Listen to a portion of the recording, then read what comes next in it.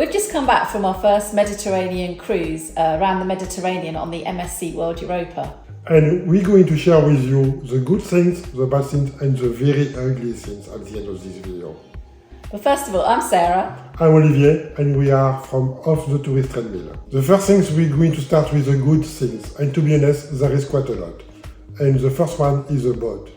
It's amazing. I mean, how I describe it to people, it's like a floating Las Vegas hotel. So there is a chandelier, immense chandelier.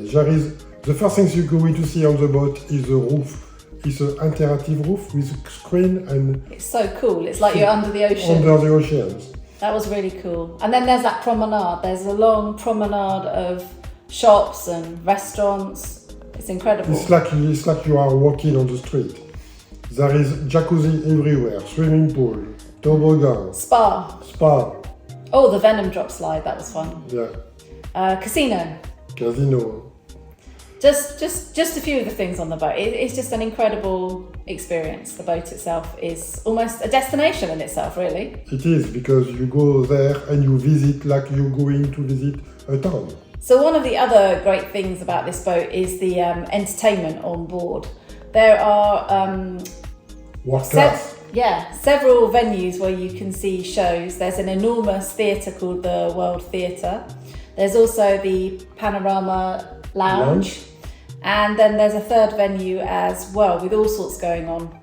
So we saw some incredible shows, didn't we, while we were on board? Yes, a very, very world-class show. And I was very impressed to this show. And everything is free, it's a part of your package. Yeah, you've got singing, dancing, special effects, acting, you name it. They're quite short shows, but they pack a lot in. Yeah, very, very nice. We were quite surprised, actually, the quality of them. The show, yeah. Yeah, the show. And on top of that, when you walk on the boat, there is always something happen. Sometimes there is musicians playing. Yeah, people just appear, they pop up on the boat. The back of the boat, there's a nice bar, and often just street dancers came out and performed. There were discos, there's sort of sunset discos going on. There's always something happening on the boat. That's really cool. Another good thing is the food. We were very worried about food because we read a lot of reviews before to book this. And they were quite mixed, weren't they? Mixed reviews about the food. Some say it's good, some say it's rubbish, but we love it. We mainly ate in the a la carte restaurants. When you get on board, you're assigned a dining time, and there's 3 different sittings.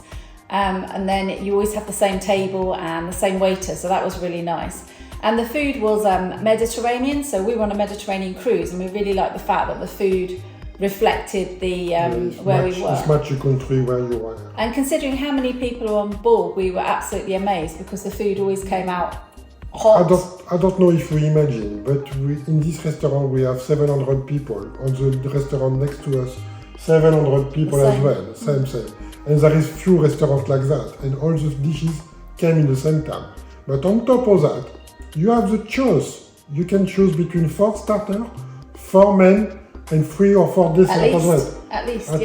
And we were really surprised one night when we had steak, and they actually even asked for how we wanted it cooked, and it turned up with the it came medium rare as we wanted it. So we were really pleased with that. But on top of this restaurant, you have access as well to the buffet or the burger place. So there is a very, very big buffet where you can eat almost all time. Practically all day, one of them open most of the day. So this is great if you come back from an excursion or visiting on land, because you can eat when you get back. I think the burger bar's open more or less 24 hours a day. So there's always food on board.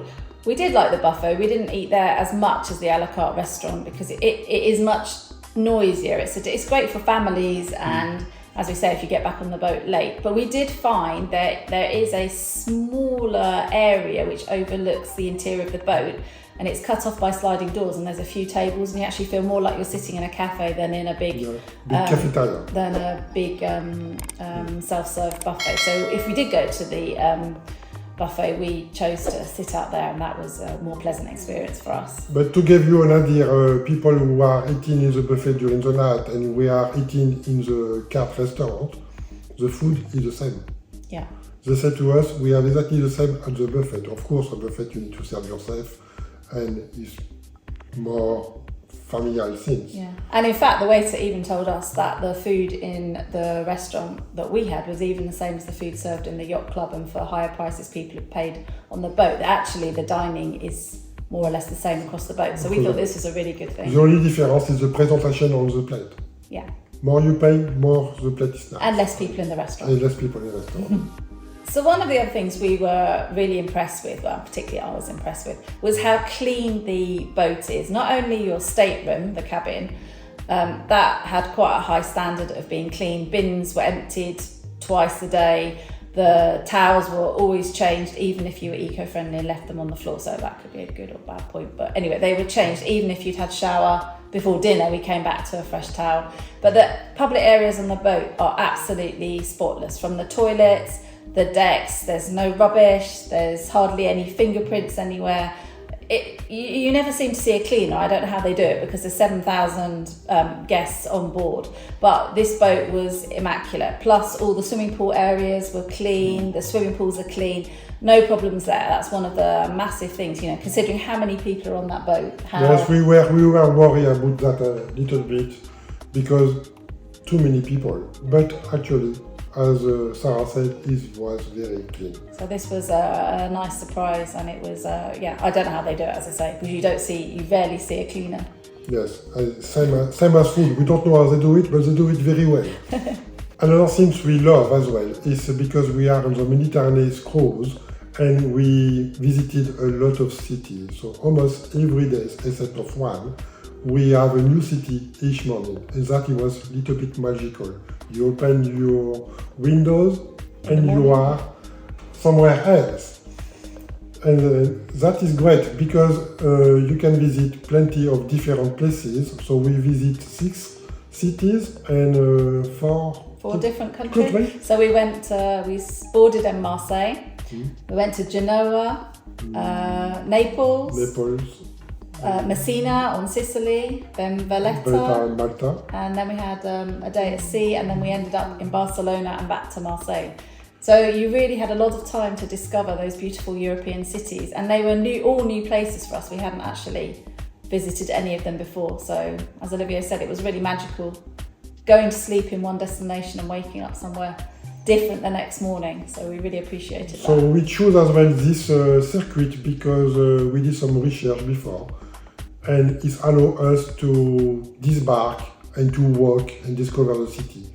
Yeah, because we knew that perhaps the organised cruises weren't quite for us, so we decided to discover the cities on foot.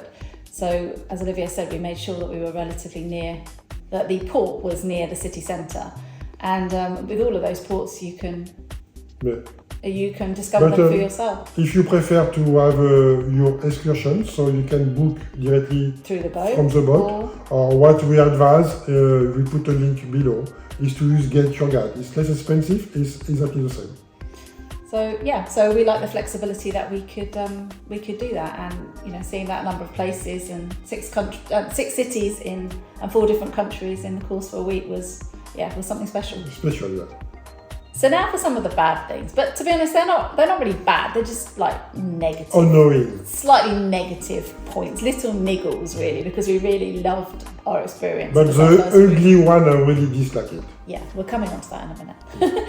Anyway, the first of these is yes, there's some fabulous shows on board, but the trouble is that you have to book for the shows. You can't actually be spontaneous and be sat in the bar 1 minute and then say, the show's starting at 8 o'clock. Let's go and see that. You are quite organised. You have to be organised. I can understand why they do it, because like that there's limited spaces. I think it's 1,700 seats. And they have 2 shows a night. So maybe not enough seat for everybody. But it's removed from you your spontaneity, yes. Yeah, I mean, they have they make it easy for you. There are these really cool interactive screens that you book the shows on. It's really easy to book. But the trouble is, we noticed when we went to the show, number one, there was a bit of a rush from dinner to get to the show sometimes. But also the fact that lots of people didn't turn up, so we didn't think that was really fair. Because if you're going to book a show, you should really... Yeah, because you are compulsory to book in advance, so I guess some people book in advance and they have good time in the bar, so they decided to not go. But it means there are maybe 4 or 5 seats. People have been disappointed. They can go inside because it was already booked. But anyway, it's just a small niggle. Small seat. But the process to book it is very easy, and that is very that worked really well. That is right. So an advice for you, we book in advance our show, and we cancel if we don't want to go it. Like that, we leave the place for someone who wanted to book last minute. So the next bad things, again, it's not a very big deal, but we think there is a lot of extra to pay inside the boat. Yeah, it's not as all-inclusive as you think. They think you book an all-inclusive cruise. Yes, you have your food, you have your food room. And your room. That's true. But we did take a drinks package, and we thought about that in advance, and we were quite pleased that we took the drinks package. We do think it was we got our value for money from it. And the good thing is they do several levels. We took the cheapest one that was just unbranded drinks, but for us we didn't bother about that. And there were still cocktails. Yeah, plenty of cappuccinos. We could have sodas when we wanted. The good things as well. Before you go to excursion, you go to the bar, you fill up with your water, you drink you want. Yeah, they give you bottles of water. No problem. And there's sort of snacks around that you can take as well. So that's one thing. So drinks, you need to think about a drinks package, definitely, we would say.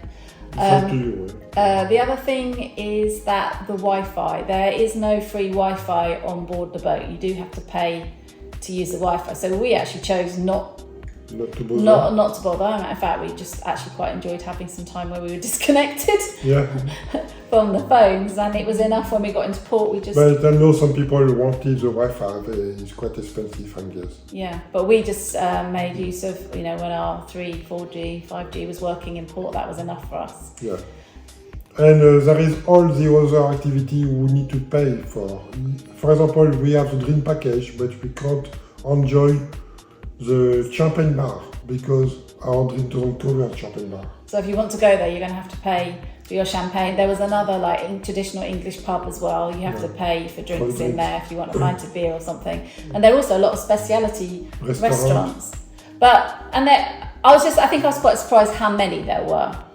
Because there was fish and chips, there was sushi, there's plenty of specialty restaurants, as they call it. Yeah. But actually, the food in the a la carte restaurant and the buffet was so good that we didn't feel the need to pay for that. But it is part of the boat that you don't get to use, I guess, or experience, because unless you want to pay for that on top. So just be aware that that's.